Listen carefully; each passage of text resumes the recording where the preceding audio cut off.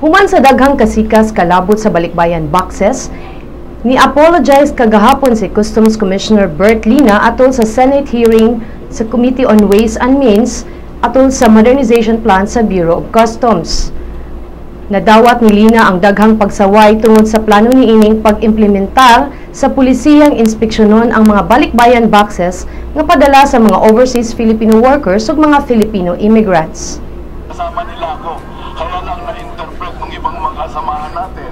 Hindi sila ito ang tinutukoy ko. Ako'y nagsusuri kung meron kaming hindi maisit na natabangan dyan. Hindi naman kami nagtatapak sa mga OFW. I give my 200 support for them. Si President Aquino na intervene sa maong isyu ug gipahibaw nga gikanselar ang maong planong pulisiya sa customs. Apan sa nahibaw-an usab atol sa Senate hearing kagahapon nga gipasakaan sa Bureau of Customs ang taxes and duties sa mga container vans. Si Senator Ralph Recto nagkanayon nga ang pagsaka sa taxes and duties nagpasabot nga ang mga OFWs mobayad og additional nga 250 pesos sa matag box nga ipadala dinhi sa Pilipinas.